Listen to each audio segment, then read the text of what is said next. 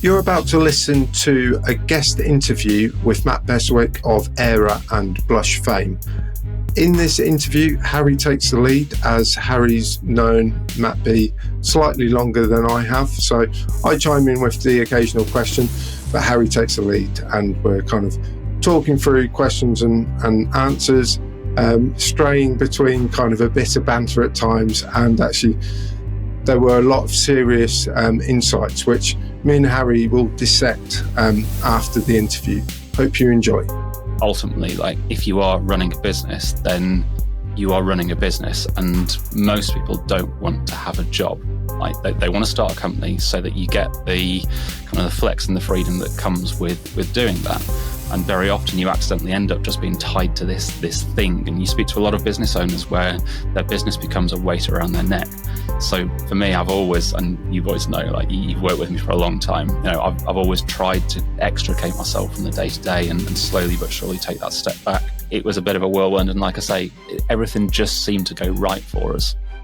Which is amazing. Like, that happens when you're doing good work and you're not being dicks to people. Like, a lot of running a business, I honestly think, comes down to just like, keep your clients happy, don't be horrible to people, and you'll get that word of mouth and that kind of organic, natural growth just from that.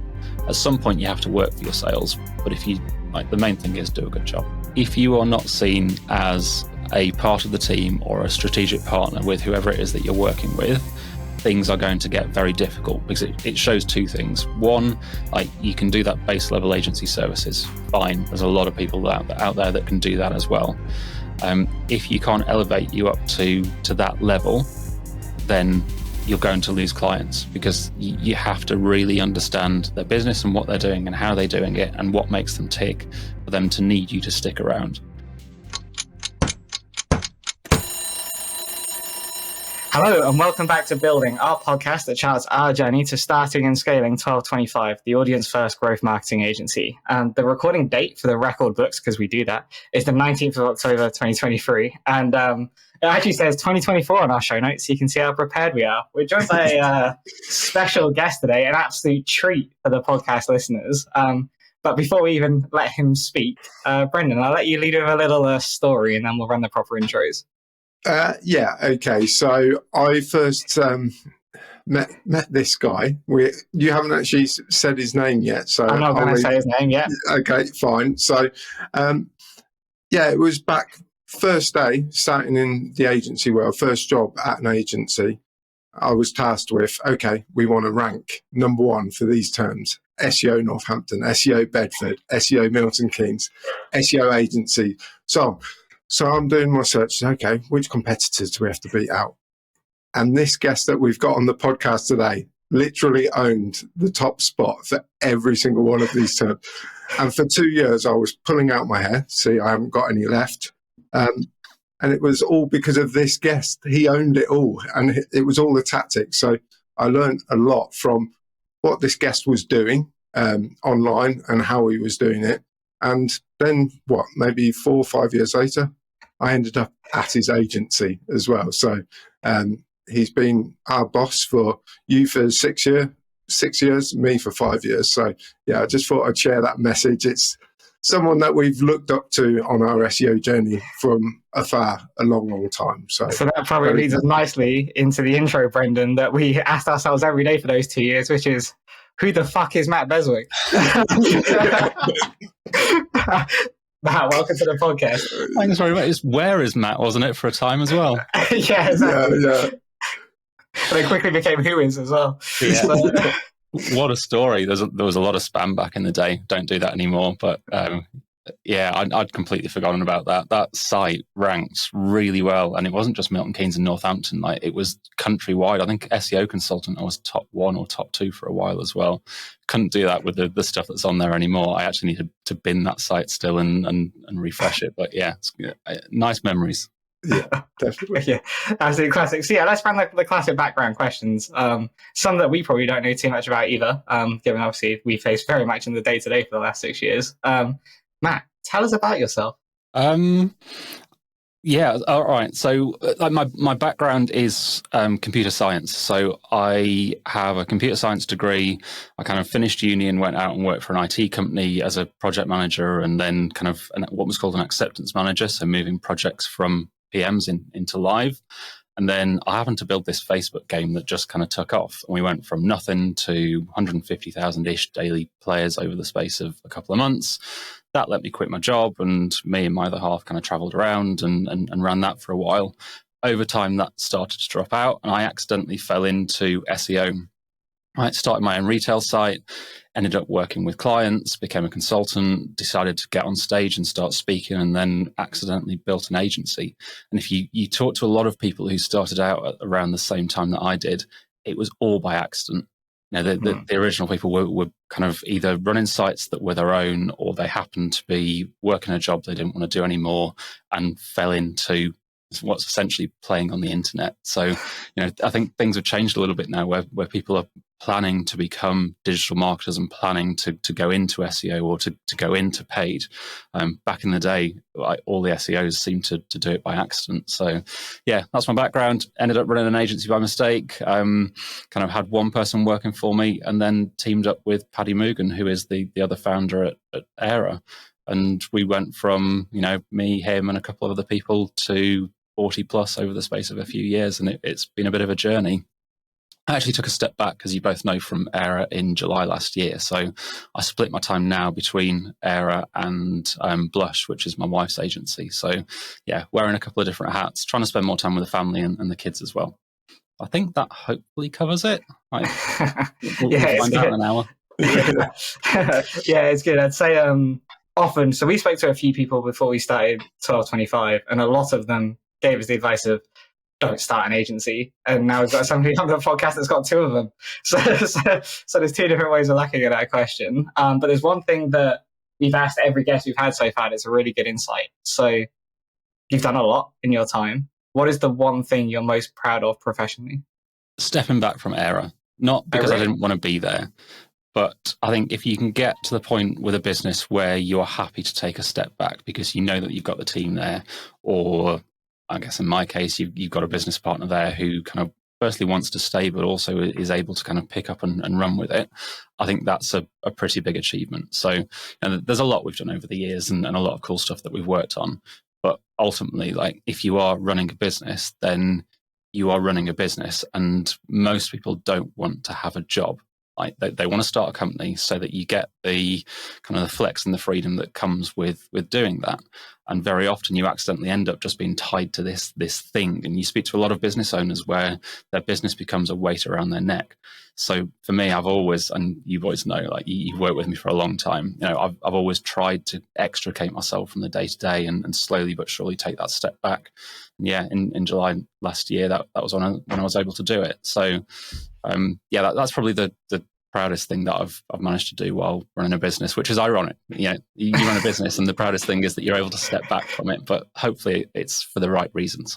Yeah, that's interesting. So we will come on to this with, like, we wanted to get you on very much for selfish reasons to talk about like those early parts of growth and how you found the early days of Aira and other businesses that you've worked on. But it's quite interesting to go all the way to the other end, which is kind of taking that step back as well. I've spoken to a lot of people about that as well, and they said it's something they find very hard to adjust to in terms of the day-to-day from being like laser focused on one thing. How have you found that? It was hard. You go from thinking about this one thing 24/7, either on purpose or by accident, and you'll know that there's times when I've been, and this is more a while ago, but times when I've been on holiday or at a weekend spending it with a family, and your brain's always just a little bit switched on. Like you can never fully switch off from the business. So having that adjustment of going from working on just that one thing, and I knew that I was probably going to start working with Nicola and do more on Blush, but I don't think I knew how big that transition was going to be. Honestly, for the first 3 months, I was pretty much brain dead. My plan was to take a step back from Aira, spend a few weeks on holiday. I think we had a holiday planned at the time, and then come back, take another week or two off, and then get kind of straight back into doing something. Didn't really work out like that. I needed to rest, and I don't think that I knew just how how much I needed to rest until probably 6 months afterwards. So yeah, I was a husk of a man and brain dead for a little while. So that was a really big adjustment. And slowly but surely, I think I've been able to work out where I stand with Aira now and where I can add some value. Also work out where I can add some value into Blush, and also kind of slow down a little bit, because I've taken a step back. I didn't want to go back up to 100 miles an hour straight away. So still take Fridays off, pretty much every Friday off, go to the gym, chill out, spend a bit of time and just relax a bit. So yeah, so far so good. It's got busier lately though, which is disappointing to say the least. So you said there about the added value side of things in terms of how you can add value to Aira and then how you can add value to Blush. Is it the same thing, or are you finding you get into play like two different roles? Yeah, it's really different. I think I am still finding my way with the new world of Aira, but being a sounding board, so spending time with Paddy and just giving him almost an outside opinion from somebody who has been on the inside and still understands the inside, I think and hope there's quite a lot of value there. Also, like Paddy and I have always said, I play, and we're not really, but I play the role of the dickhead. He plays the role of the nice one. And giving that balance still, whilst also being able to be more objective, because I am a step back and I can look at things from the outside in. That for me has been quite valuable, and hopefully Paddy's found the same as well. And working with Shannon and Matt Kay, who actually left yesterday, like just trying to kind of keep my eye in and be there when they need some support, give them opinions that they may or may not want, and throw a hand grenade in every now and again. I think there is still value there. So, like I say, still finding my way. I think things, we talked about this yesterday, actually, things are going to change slightly over the next 3 months or so. I'm probably going to get a bit more involved in things like weekly leadership meetings and SMT meetings and so on, and just give a different perspective. But that's very much me kind of being an outsider, trying to help where I can. With Blush, it's really split. It's almost like the early days of working in Aira, to be honest, where smaller agency, so lots of plates spinning. I'm trying to find the balance of getting out there and being somebody who kind of sings the praises of both Aira and Blush. So, if I'm going to go and speak at Brighton in April next year, hopefully if Kelvin will have me, then, finding how to balance those two roles in two different agencies. And they are very different agencies as well, with very different businesses that we work for. So it's, I don't know. I don't think there's a right or a wrong answer to this, but I'm very, very mindful that when you've got two businesses who are doing a similar kind of thing, and I suppose could be competitors, even though they're not, I have to do right by both of them. So yeah, that's the balance. How does that affect kind of co-founder relationships? I mean, it's obviously a slightly different with Blush. It's your wife's agency, but with Paddy, your relationship, strong kind of co-founders, that partnership over the years that Aira's been going up until this point. And then that changed as well. So stepping away, has that shifted the relationship? And also your work with Blush, is that relationship difficult to manage, especially as it's your partner? So starting with Blush, no, honestly, Nick and I have worked together for a very long time, and we work pretty well together. Like, we'll argue about things, as any co-founders do. It's a bit different when you kind of live together and you have kids together as well, because you don't get that separation. But for us, that's always been fine, and we've always been able to work through it. So no real issues there. I've been very careful not to come in and make it feel like I'm like taking over and really stepping on my toes, because I've got a bit of a habit of trying to do that. So yeah, it's very much her thing, but I'm there to kind of help and go out and do the kind of selling and strategy and stuff where it's needed. Paddy and I's dynamics definitely changed over the last year. I would argue it's for the better, because I think by the time I was ready to take a step back, there was a real risk that at some point we were going to fall out. Because I'd kind of got to the point where I was doing spreadsheets, and we've got a head of finance who's better at spreadsheets than me. I was fighting fires where I needed to, but we had heads of and people who are better at working with our clients than I was. So I kind of made myself Harry's nodding. Yeah. I kind of made myself redundant over time, and that was on purpose, because I didn't want to be in there all the time, day to day. Paddy's a bit younger than I am. He doesn't have two kids, and Paddy, in the nicest way, Paddy cares more about the kind of people and cultural side than I do, because that's how he's wired. So you can't have one person who kind of wants to take a bit of a step back and another person who wants to be in there all the time as co-founders. I think that's a real risk of a time when you would really fall out. So we did what grown-ups do. We went to the pub and talked about it, and it was decided that this was the right time. So the dynamics definitely changed. I think in some ways it's brought us closer together because we work on the bigger things. And if something goes really wrong, then we both muck in and we get it done. If not, I've been really mindful just to leave him to it. He's running the show, and he's made some decisions that I agree with. He's made some decisions that I wouldn't have personally made. But I'm not there to tell him how to do his job. Like he's big enough and strong enough, and he's got no hair either, so he's kind of been there and done that. So he should be able to make those decisions, and he will know what's better for Aira because he's in there day to day. So I've been really careful not to say, actually, mate, that was shit, because he's doing a good job. From your time, obviously working with Paddy through Aira's journey, is there any kind of one tip or one bit of advice for kind of that worked for you and Paddy as co-founders that me and Harry could learn from as well?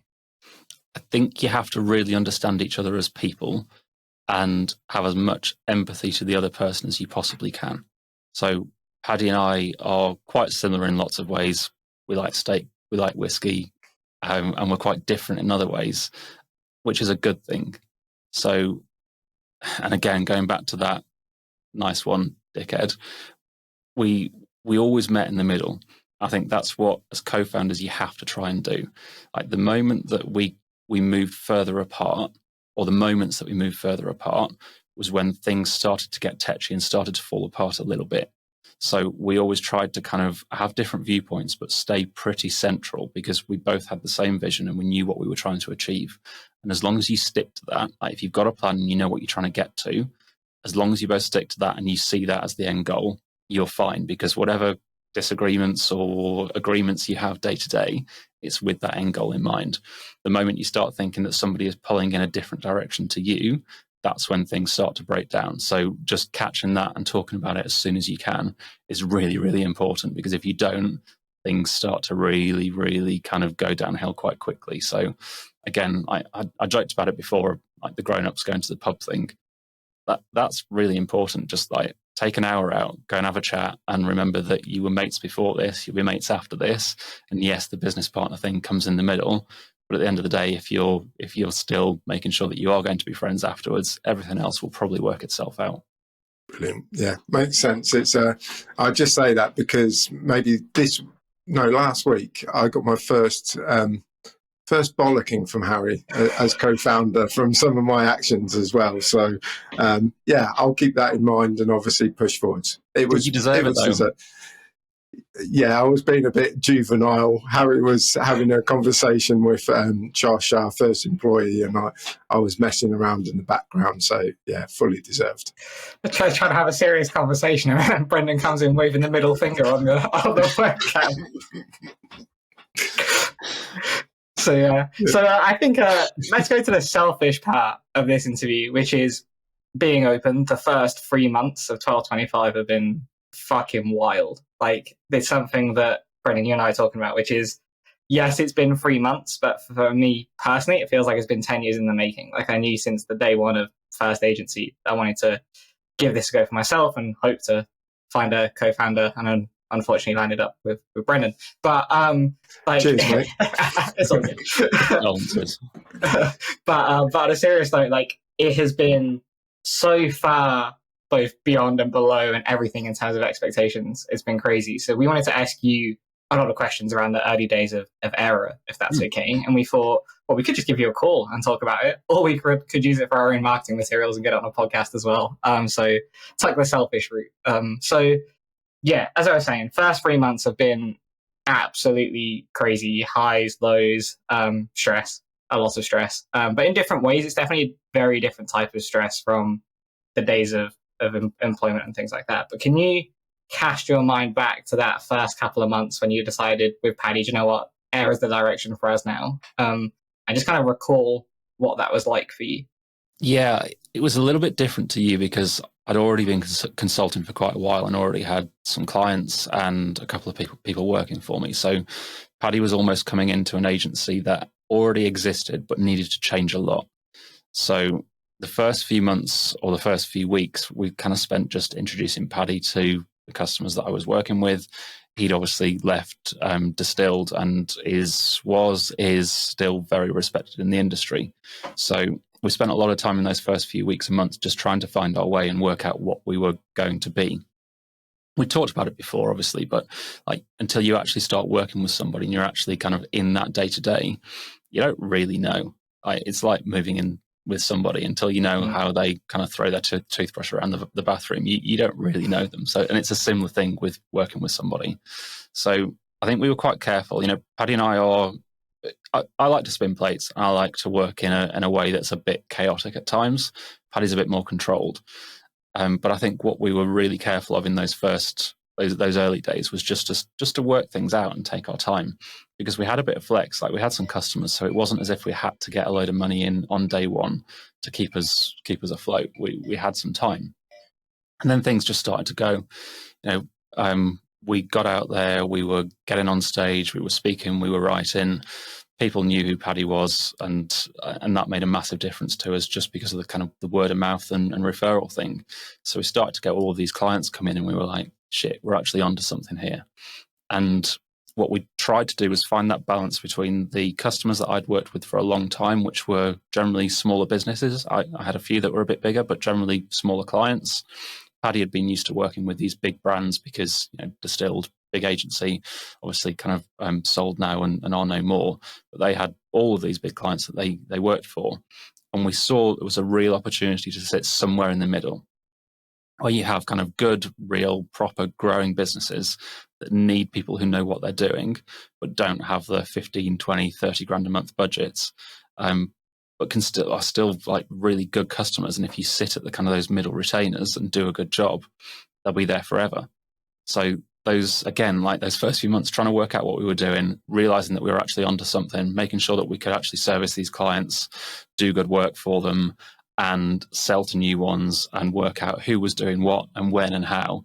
It was just plates all over the place, and it was good. It's exciting. Like that's a really good time, because you can see something's growing, you're having fun with it, it's all fresh and new, which always makes it more exciting anyway. So yeah, I've got good memories of that. Specifics, it's a while ago now, and when you are kind of in the thick of it, looking back, which on, I don't know what we're talking about, 7-8 years, like looking back that far, I don't think I could tell you what was going on day to day, but I know it was fun. Interesting. And when you say couple of months, right, that could mean 2 months, could be 4 months, could be 6. Yeah. Rough indicator of that, again, very selfishly, just so I can put like our situation against that. So if I start with years, so we doubled every year for the first 3 years. And like rough numbers, probably, I don't know, 250K to 500 to 1 million to 2 million, something like that. And there was obviously kind of peaks and troughs and ebbs and flows, but we didn't really lose clients either. So, we were taking on work, we were doing a lot of it ourselves, we were working out who we needed to hire, who was doing a good job, who wasn't doing a good job. I don't know, I would say the first 6, 9, 12 months were very much like that. But it's a while ago, and I've got a terrible memory. So yeah, something like that. Okay. And how did you strike that balance? I say that's something that we're definitely finding hard, is like, we are again like lucky enough that the growth up until this point has been pretty quick, like a lot faster than we had hoped for, which is by no means a complaint, but it does then strike the balance of, we know we need to be doing this marketing stuff, we know we need to be doing the sales activity, but we need to retain the clients as well. Did you like have a balance whereby one of you was more focused on delivery, one was more focused on the marketing, or was it trying to just strike a balance day to day? It was a bit of a balance. Paddy naturally lent towards doing more of the kind of getting out there, and I'm a bit more kind of operationally focused. So there was probably, I don't know, a 60-40, 70-30 split, something like that.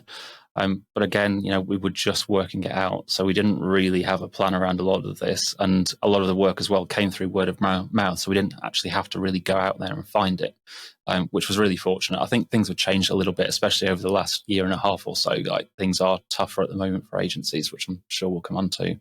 But yeah, it all just kind of happened, which I know is very easy to say. I'm sure there was more of a plan than I'm saying at the moment. But it was a bit of a whirlwind, and like I say, everything just seemed to go right for us.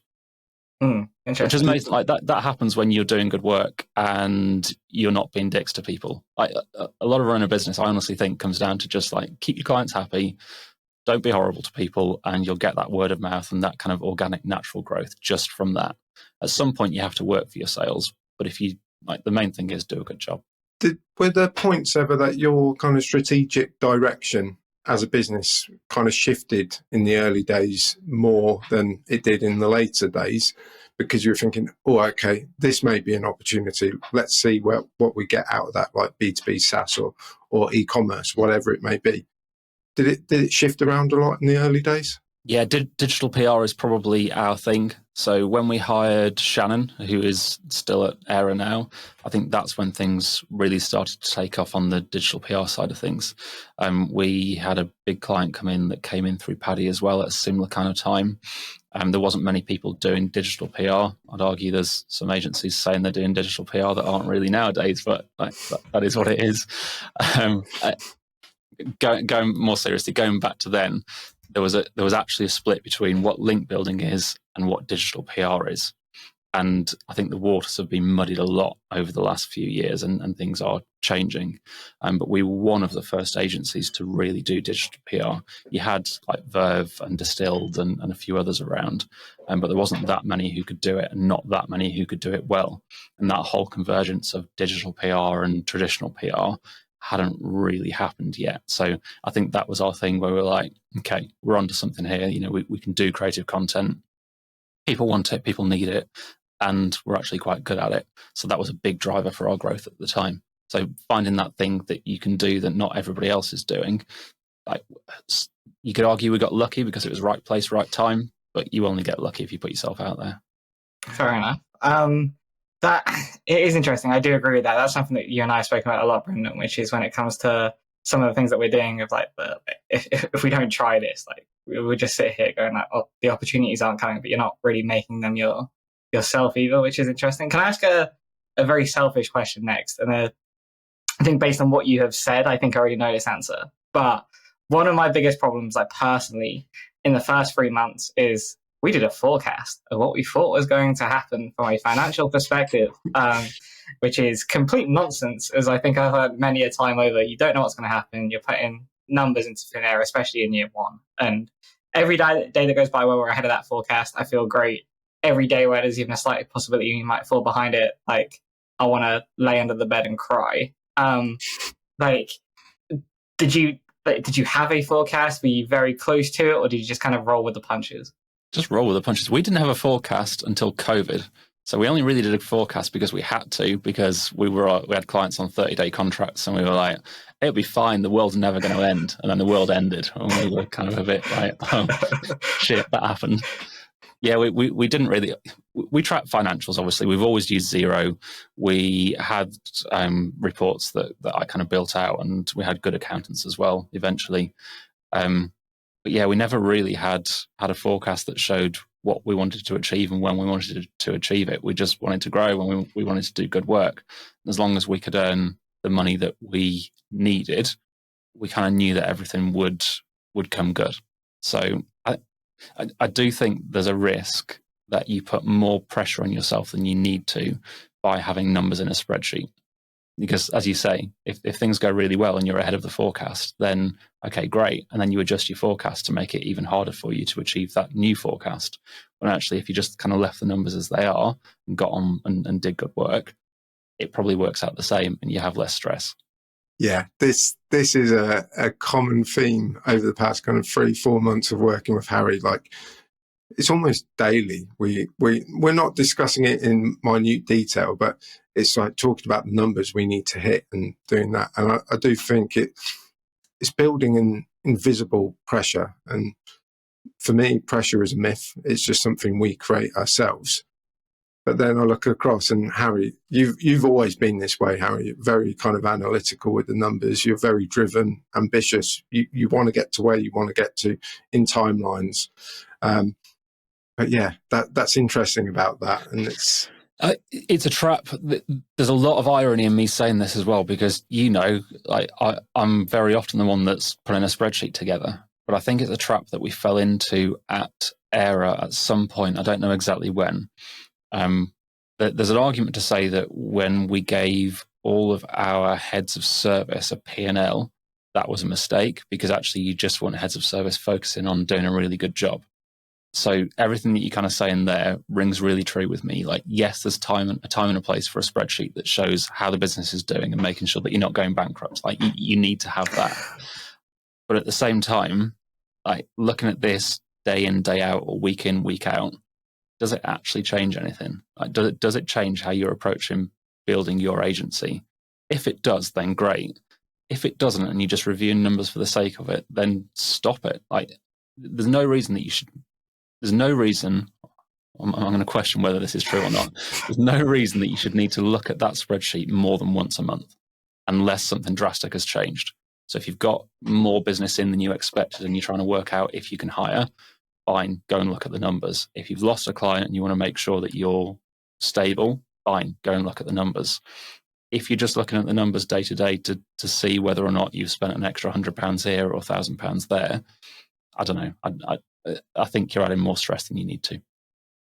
Interesting learning. I'm going to use that now for the next 3 months, every single day. Every time Harry talks to me about the forecast, we're like, Harry, chill, man. It's fine. We've got this. So, yeah. The time to look at the numbers more is when you can't chill because things are bad. Like, if things are good, then you can kind of let it go a bit more, I think. But again, like I say, there's so much irony in me saying this because I'm the worst for looking at a spreadsheet. So I get it from Harry's point of view as well. And then on that, when it came to those early hires, like, I'm guessing there were probably times where the forecast or any numbers that you did have, if you're looking at them, maybe told you it wasn't the right thing to do. Like, we've definitely been in that position already. It's like, how much do you go on gut feel versus what those numbers are saying? 90% gut feel most of the time. You know if you can afford to hire, and you know if you're putting yourself at massive risk. Like with Blush, we accidentally hired 3 people in August because the opportunities came along.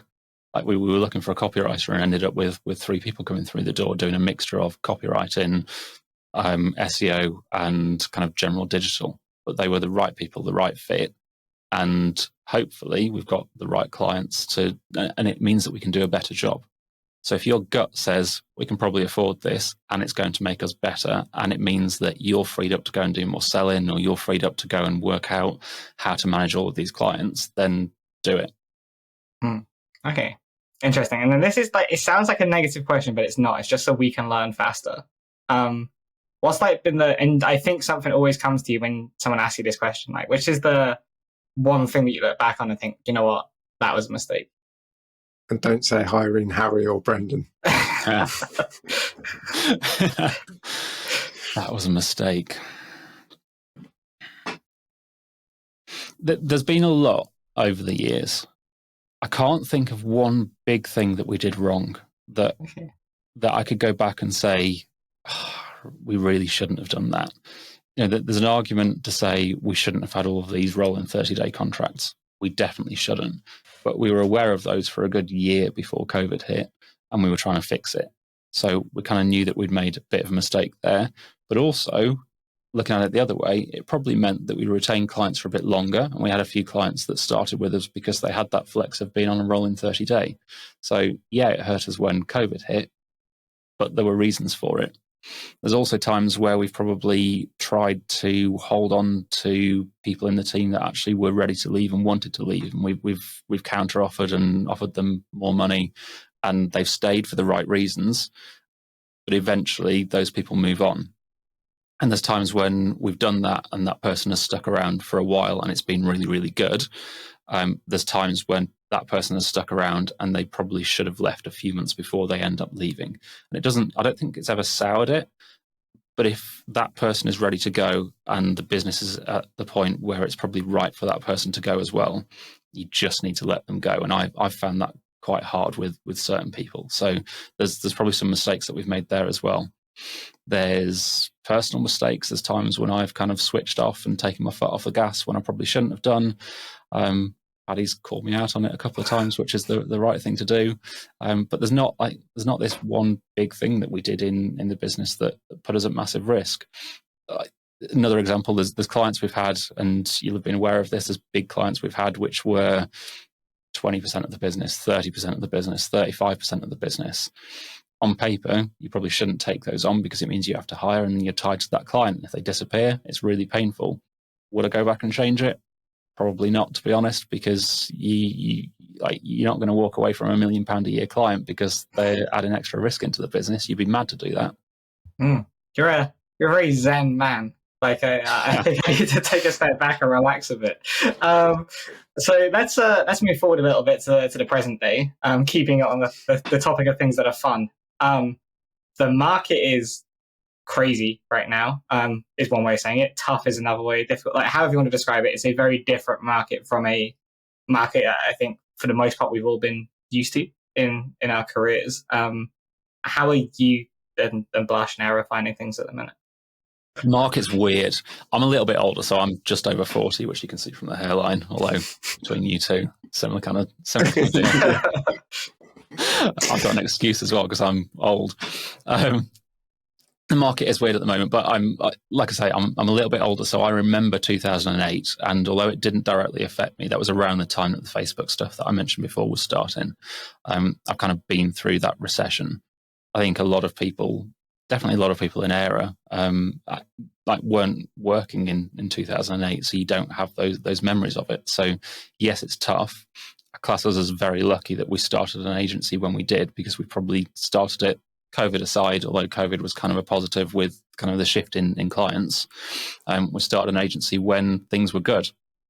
At the moment, it is tough. For Blush, we're actually finding it easier at the moment because the clients that want to get on really want to get on, and they just want to kind of do something, make sure that they pick somebody who's going to do a good job and somebody they trust and somebody they can have that personal relationship with.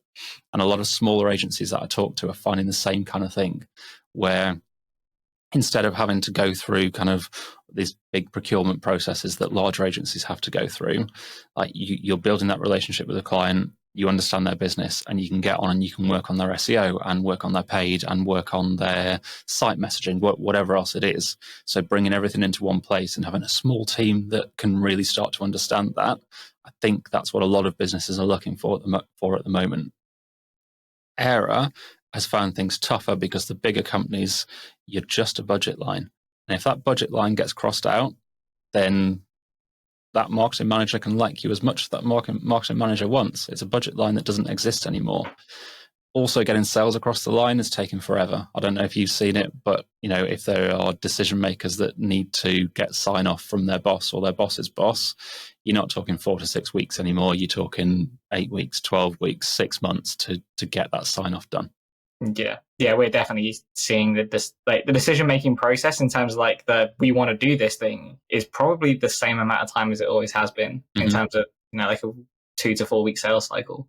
But then the gap from that verbal confirmation to getting something signed is we've had some that I'm sure you don't mind saying, we started trying to sell some of this stuff while we were still at Aira, and it only got signed 2 weeks ago. Yeah. So it's been 6 months, and we're definitely seeing the final pen on paper is taking a lot longer than it has done before, and that is an interesting thing. So you can't really fast track that either. You just kind of got to accept it and let it run. No, you can do all the sales stuff where you're kind of building your champions and you're building the trust and what have you. But a lot of this just comes down to processes. And if people are questioning whether to spend the money, you can have all the trust in the world and it'll mean that you're the one that wins that work when it gets to that point. But they still have to make the decision to spend the money. And some of it is, at the moment, is just patience. And also there's this curious habit. I noticed it at Aira as well at times, towards the later time, that ghosting happens a lot more. People you'll go and actually present a proposal to a client and you won't hear anything else from them. The amount of emails, phone calls, won't hear from them. And that's something that's happened recently and I don't know why. Have you noticed that? Yeah, to be honest, that's always happened. And some of it just comes down to experience of knowing when a client's going to do it. And you get a gut feel. Like sometimes you're surprised and people ghost you that you'd never expect to ghost you. I think it possibly is happening more now. I think not so much Blush, but on the Aira side of things from conversations that I've had, I think, again, sales is more difficult. So especially with outbound as well, if you're the one that's finding that opportunity and bringing it to them, the chances that they are just going to completely ignore you because there's so many people trying to do this at the moment and so much noise. I think that's where things are really hard. That gives a very nice segue to ask a next very selfish question, which is client acquisition. Like, what are you doing that is working, and like, are you placing any big bets on things that you think are going to work? Personal relationships on the Blush side of things has been massive. Just, word of mouth and people that I've known for years or Nicola's known for years that happen to get in touch. We are more fortunate with Blush in that we're actively trying not to onboard very many clients. So if we have a new client come on board every 3 months or so, that's about right. And the aim isn't to grow big. So that really takes the pressure off and makes it a bit easier. We are trying to get out there a little bit more, and there's a kind of a site update, potential rebrand, and a few other bits and pieces on the way as well. So there is more happening. But again, like it's a much slower burn, and we don't have to get out there and go and try and sell. With Aira, we are still really focusing on kind of the word of mouth and the referral side of things, which has always done really well for us, as you'll both know. And that's something that we've built the business on. We've done a lot internally as well to look at client churn and making sure that we're adding as much value as we can. And as you get bigger as an agency, like keeping that quality there and making sure that you have those personal relationships and building that value gets so much harder. So we're trying to put time into that. And then from a sales perspective, we are doing more around outbound than we've ever done before. That's starting to work. It's been a hard slog, to be honest, but it is starting to work now. And I think we're still trying to work out, like post-COVID, where best to go and build that kind of referral expertise piece that we've always been really good at. We were always on stage, we were always speaking and writing and doing all of that kind of stuff. Then COVID hit and there was a lot of webinars and people got bored of those. And now you've got a split between webinars and conferences where people don't really want to go to conferences like they used to. So you don't quite get the value that you used to from those. But also, again, people are very bored of webinars. So I think we and everybody else is still trying to find their way with that. Which is a very long way of saying we're doing a load of stuff and some of it's probably working and some of it isn't. But at the end of it all, if you have a decent brand and you do a good job and you show that you know what you're talking about, hopefully things come good. Hopefully you've been watching 1225 a little bit from afar, given how busy you are. Yeah. Even if it's a little bit, I'm okay with that. Is there anything that you've seen that you think, oh, maybe I'd be doing things slightly differently? Honestly, no. I think the way that you've approached this is the right way of doing it. You're doing things like this. You're out there shouting on LinkedIn, which I hate, but fine. Well done for actually doing it. And from conversations that we've had as well, you're really focused on doing a good job for your clients. So that's not the external stuff and it's not the sales and the marketing stuff. But if you are really, really focused on just doing a good job and making sure that you're servicing clients in the best way that you possibly can, then you can't really do any more. So there's nothing that I've looked at and gone, oh, come on, boys, you can't be doing that. So you haven't embarrassed yourselves yet. I'd tell you if you have, but no, I don't think so.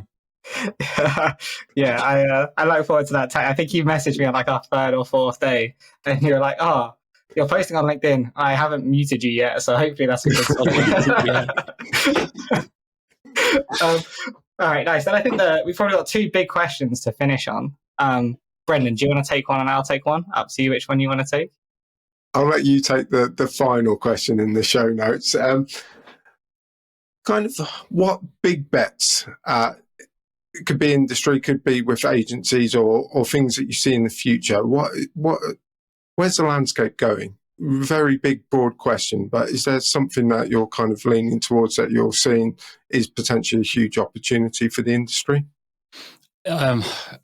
this is a massive buzzword, so I'll apologize to you and everybody else first, but like that strategic partner level is where you need to be as an agency. If you are not seen as a part of the team or a strategic partner with whoever it is that you're working with, things are going to get very difficult, because it shows two things. One, like you can do that base level agency services, fine. There's a lot of people out there that can do that as well. If you can't elevate you up to that level, then you're going to lose clients, because you have to really understand their business and what they're doing and how they're doing it and what makes them tick for them to need you to stick around. With AI and everything else that's changed over the last year or so, it makes that base level stuff so much easier to do. So you have to take that step up. I think, as a smaller agency, it's a bit easier to do, maintaining that quality and that level of engagement. As you kind of grow and get into the 30, 40, 50, 60 people mark, that's when it gets hard. And it has to come down to hiring the right people who think about things in the same way that you do and have the expertise to be able to do it. Interesting. I think that's similar to what Aira's been trying to do for, say 6-7 years. We've always had it drummed into us rightly. We've got to be strategic levels. So in essence, you're almost saying what's happened in the past is still relevant today, and possibly even more relevant today with the advent of AI. Yeah, I agree. I think it's made it more important. So we've always talked about that, and we've always done our best to get that to that point. And we've had successes, we've had failures, like any business would. It is more important now than it's ever been, because again, AI is a base. Like, it's an easy example to give, but if you're just writing shitty content to roll out onto a site that is going to do okay, like, fine, you can deliver some services, but you probably won't be doing that in 18 months' time. So why bother? Like, you have to take that next step up. Makes sense. Nice. And then I'll finish up with the big final question, which is you may or may not remember some 3 months ago when Brendan and I parted ways with Aira, but there was a promise of some steak. So Matt, where is our steak? Hey, right. So Paddy promised that. I didn't promise it. So ask him. Unbelievable. Nice. Part of that question. Did you see that straight away? Nothing to do with me. Nothing to do with me. Such a politician. We do need to go for a steak. We do need to go for a steak. Cool. Nice. Wetherspoons and Central Milton Keynes? Absolutely, I'll take it. We'll take anything we can get. Preferably 7:30 in the morning as well. Yeah, have a pint as well. It'll be lovely. Yeah. Nice. Cool. Nice. All right. Well, I think that brings us to the end, Matt. Really good insights from our side. I'm going to go away and have some deep reflection, especially on what you were saying around kind of taking a step back and letting things happen organically. I think I've definitely been personally putting too much pressure on making things happen rather than focusing on some of the basics and allowing good things to happen around that. So yeah, going to be some deep reflection over the couple of days that I'm off in this weekend as well. So yeah, thank you for coming on. And Brendan, I'll let you do the honours of the outro. Yeah, absolutely. As ever, swim well, putt true. Nice one. So that was our interview with Matt. Matt, if you're listening, I'm sure you will be. Thank you very much for that. Very insightful. Me and Harry are now going to just kind of quickly chat about a couple of the points that Matt raised in this interview. Harry, I'm going to start with the most obvious one for us and the way that we've been working over the past kind of 3 months, and that's the forecast. And for anyone that knows Harry and anyone that's been listening to our journey, Harry is almost, I would say, obsessed by forecasts and kind of running the business to the forecast or making sure that we're ahead of forecast. So, Harry, we both feel that's potentially, like Matt said, building a bit of pressure at times. What do you think about what Matt said? There's a lot to reflect on, and I think I definitely will take a couple of days to reflect on it. Obviously, we're recording this 10 minutes maybe after we had the interview, so there's some time needed to reflect on things, because I'm batting around different sides of that argument in my head. What I think definitely sitting on right now is I wasn't that person at all. I was definitely a roll with the punches. I actually got told off for saying this in a meeting once, which was we were talking about whether making some investment was the right thing to do. And I was like, oh, fuck it. Like, just do it and find out. Like, it'll either work out great or it'll all fail. Like, but like, just let's take a decision. And Matt alluded to it himself, so hopefully he won't mind me saying that when Aira took the decision to implement kind of like service level P&Ls into the team, I was one of those people who was given a P&L, and from there was held to that P&L and that forecast quite a lot, which I think is actually what has turned me into fairly forecast obsessive. But another thing that Matt did say, which I think is very poignant here, is there is probably a middle ground between the two. I think not having a forecast and not having things to aim towards is a bad thing, but being almost like driven by it is probably also a bad thing. So there is probably a middle ground between the two, which is having one, scheduling time to look at that forecast, see how you're trending to or away from the forecast, figure out if that's a good or bad thing, and then take action, right? You could probably do that every 2 weeks or every month, but maybe not every day. Now, I don't necessarily think that's what I am doing at the minute, but yeah, I think there's a lot to reflect on there. The thing that is kind of sitting with me on my shoulder a little bit is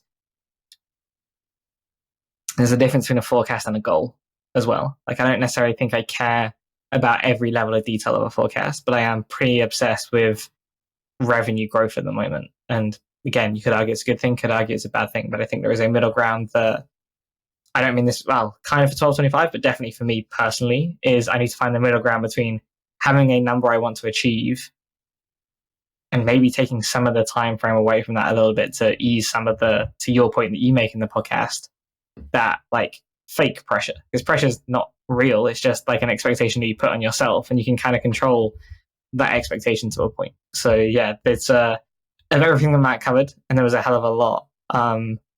That's the thing I definitely need to sit on over the weekend, and then see how I feel come Tuesday when I'm back in the office. Yeah, absolutely. I know you'll be stewing over this for a while yet. The only thing I'd say, in essence, is obviously with context, with hindsight as well. You do you.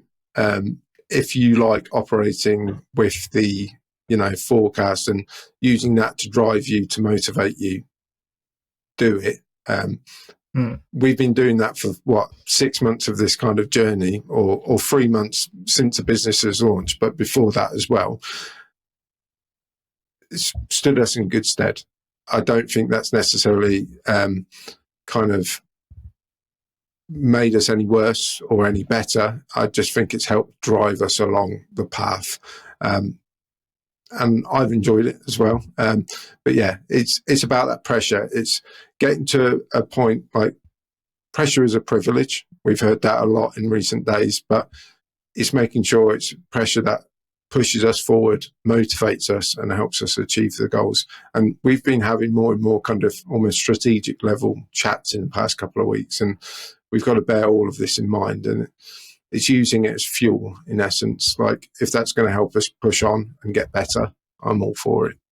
Yeah, and I think there was a couple of other things that Matt said that are kind of ringing true or just still going around in my head. One of which is, like, I think we were kind of organically coming to this, which is we need to allow more time for those kind of conversations, which means we need to go to the pub more. And I think Matt was giving us permission to do so. So yeah, we need to make sure we're getting to the pub more. And the other thing is, like, enjoyment and fun aren't necessarily the same thing. I'd say that I personally enjoy every day, but I may be not having fun every day. And then, like, need to personally, again, feels like a therapy session. Need to personally, I'll come into your office there and just have a lie down. But like, need to allow some more of the fun back in. And again, there's a middle ground. I think that's all about probably what these next couple of months are going to be for you, I, Josh, whoever else may come into the agency, is like finding that middle ground. And I think that's probably what Matt was getting at in the episode as well. Over their first 6, 9, 12 months was finding the middle ground. And I think that's what we need to focus on. Yeah, absolutely. I think we're going to look back at that episode. I think it's probably going to be one of the very best for us personally to reflect on at times and learn from. Obviously, Matt's a good contact to have. He's been very helpful to us over our journey, supporting initiatives that we've done. And I suppose, on a personal note, probably more so for you, Harry, than me, but Matt has been immensely helpful to both of us in our careers to date. We probably wouldn't be where we are right now without the guidance and the support of Matt and Paddy and everyone at Aira.